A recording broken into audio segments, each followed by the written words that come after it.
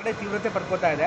ಈಗ ಸರ್ಕಾರ ಇನ್ಫ್ಯಾಕ್ಟ್ ಮೊನ್ನೆ ಲಾಠಿ ಚಾರ್ಜ್ ಆಗಿರೋ ಬಗ್ಗೆ ರಾಜಕೀಯವಾಗಿ ಕೂಡ ಟೀಕೆ ಟಿಪ್ಪಣಿ ಆಗ್ತಾರೆ. ಒಂದು ಕಡೆಗೆ ಸ್ವಾಮೀಜಿ ಅವರದ್ದು ಸರ್ಕಾರ ಮಾಡಿರುವಂಥ ಸರಿಯಲ್ಲ, ಈ ರೀತಿ ರಕ್ತ ಹರಿಸಿದ್ದಾರೆ ಅಂತ ಸರಿ ಹಿಂದೆ ಯಾರು ಕೂಡ ಮಾಡದಿರುವಂಥದ್ದು ಈ ಸರ್ಕಾರ ಮಾಡಿದೆ ಅಂತ ಒಂದು ಆಕ್ರೋಶವನ್ನು ಹೊರಹಾಕಿದ್ದಾರೆ. ಮತ್ತು ಸರ್ಕಾರ CM ಕ್ಷಮೆ ಕೇಳಬೇಕು ಅಂತ BJP ಅವ್ರು ಹೇಳ್ತಾರೆ. ತಾವೇನು ಹೇಳ್ತೀವಿ ಸರ್? ಲಾಠಿ ಚಾರ್ಜ್ ಗೌರ್ಮೆಂಟ್ ಸ್ಪಾನ್ಸರ್ಡ್ ಅಂತ ಹೇಳ್ತಿದ್ದಾರೆ. ಅಲ್ಲ, ಆಗಿರ್ತಕ್ಕಂಥ ಘಟನೆಗೆ ನಾನು ಖಂಡಿಸ್ತೀನಿ.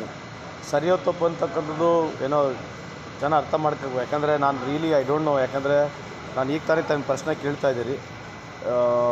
CM ತಪ್ಪು ಕ್ಷಮೆ ಕೇಳ್ತಕ್ಕಂಥದ್ದು ಯಾವ ಮಟ್ಟಿಗೆ ಸರಿಯೋ ಈ ಥರ ಕೇಳ್ತಕ್ಕಂಥದ್ದು ಕೂಡ ನನಗೆ ಅರ್ಥ ಆಗ್ತಾಯಿಲ್ಲ. ಬಟ್ ಆದರೆ ಶಾಂತಿಯುತವಾಗಿ ಆಗ್ತಕ್ಕಂಥ ಈ ಒಂದು ಘಟನೆ ಈ ಥರ ಆಗಿದೆ. ಅದಕ್ಕೆ ನನಗೆ ವೈಯಕ್ತಿಕವಾಗಿ ಅದರ ಬಗ್ಗೆ ನನಗೆ ಆಘಾತ ಇದೆ. ಅದರ ಬಗ್ಗೆ I feel very sad for it. But ಯಾಕಾಗಿದೆ, ಏನು ಕಾರಣ, ಸಂಪೂರ್ಣ ಮಾಹಿತಿ ನನಗಿಲ್ಲ. ರೈಟ್. ಇದ್ರ ಜೊತೆಗೆ ಸರ್, ಹಿಂದುಳಿದವರ ಹೋರಾಟ ಏನು ಹೇಳ್ತೀರಿ ಸರ್? ಪಂಚಮಸಾಲಿಗೆ ಕೌಂಟ್ರಾಗಿ ಅವರು ಒಂದು ಲೆಟರ್ ಬರೆದಿದ್ದಾರೆ. ಆ ಲೆಟರ್ನ ಚರ್ಚೆ ಮಾಡಲಾಗ್ತಾ ಇದೆ.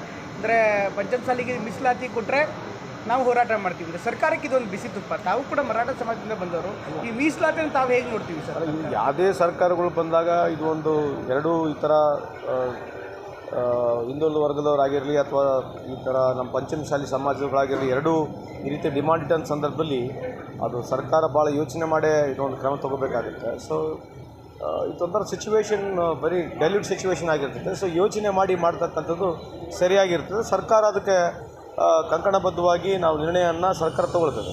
ಸರ್, ಫೈನಲಿ ಈ ಸದನದ ಬಗ್ಗೆ ತಾವೇನು ಹೇಳ್ತೀವಿ ಸರ್? ಈಗ ಉತ್ತರ ಕರ್ನಾಟಕದಲ್ಲಿ ಪ್ರತಿ ಬಾರಿ ಸದನ ಆದಾಗಲೂ ಕೂಡ ಸೂಕ್ತ ರೀತಿಯಲ್ಲಿ ಯಾವುದೇ ವಿಚಾರಗಳು ಚರ್ಚೆ ಆಗಲ್ಲ, ಬೇರೆ ಬೇರೆ ಕಾರಣಗಳಿಂದ ಅದು ಮುಂದೂಡ್ತಾನೆ ಇರುತ್ತೆ. ಇಲ್ಲೂ ಕೂಡ ಮತ್ತೆ ಅದೇ ಆರೋಪಗಳು ಬರ್ತಾ ಇದೆ sir, irrespective of the government.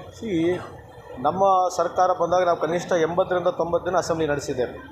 BJP ಸರ್ಕಾರ ಬಂದಾಗ ಎಷ್ಟು ದಿವಸ ಅಸೆಂಬ್ಲಿ, ಎಷ್ಟು ವರ್ಷದಲ್ಲಿ ಎಷ್ಟು ದಿನ ಅಸೆಂಬ್ಲಿ ನಡೆಸಿದ್ರೆ ಚೆಕ್ ಮಾಡಿ ನೋಡಿ.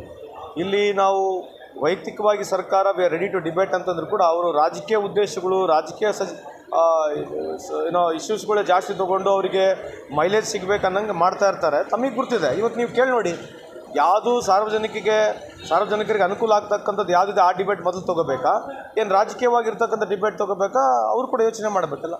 So unnecessary which is not required ಅದಕ್ಕೆ ಜಾಸ್ತಿ ಮೈಲೇಜ್ಗೋಸ್ಕರ ಅವ್ರು ತೊಗೊಳ್ತಾರೆ.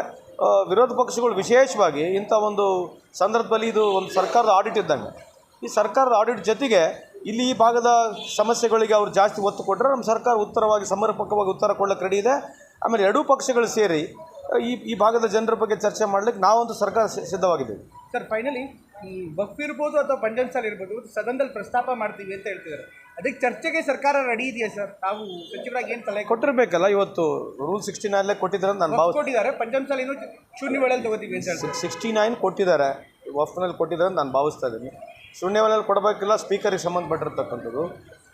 ಈ ಥರದ ಇಶ್ಯೂಗಳು ಏನೋ ಪೊಲಿಟಿಸೈಸ್ ಮಾಡಿ ಮಾತನಾಡ್ತಕ್ಕಂಥದ್ದು BJP ನಿಸೀಮ್ರವರು. ಯಾವುದೇ ಒಂದು ಇಶ್ಯೂ ಪೊಲಿಟಿಸೈಸ್ ಮಾಡೋದ್ರಲ್ಲಿ ನಿಸೀಮ್ರಿದ್ದಾರೆ. ಸೊ ಅದೇ ಮಾಡ್ತಾರೆ. ಇವತ್ತಲ್ಲ 11 ವರ್ಷದಿಂದ ಕೇಂದ್ರದಲ್ಲಿ ಅದನ್ನೇ ಮಾಡ್ತಾರೆ, ಈಗ ಅದನ್ನೇ ಮಾಡ್ತಾರೆ. So let them continue, what we can say.